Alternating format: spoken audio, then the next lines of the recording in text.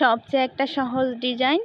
এটাতে করতে কোনো রকম কেকটা ফিনিশিং দিতে হবে না, শুধুমাত্র 1M নজেল অথবা স্টার নজেল দিয়ে এই ডিজাইনটা করতে পারেন। ছোটো সাইজের যে স্টার নজেলগুলো আছে এই নজেল দিয়ে আমি মূলত এই কেকের ডিজাইনটা করতেছি।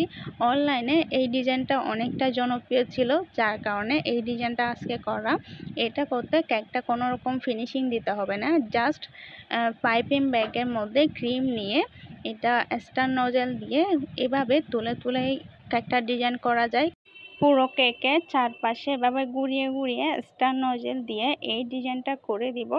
এই ডিজাইনটা করতে আসলে কোনো প্যারাই নেই, বরং খুব সহজে আনন্দের সাথে এই ডিজাইনটা করা যায়, কারণ এই ডিজাইনটা করতে তেমন বেশি কষ্ট হয় না সেজন্য। তো এটা আমি চারপাশে ঘুরে ঘুরে ডিজাইনটা করে নিয়েছি। পুরো সাইডটা যেভাবে একই রকম বর্ডার দিয়ে কভার করেছি, ঠিক সেভাবে উপরে এইরকম একটু একটুখানি দাগ টেনে দিব, যাতে এটা দেখতে আরও বেশি আকর্ষণীয় লাগে।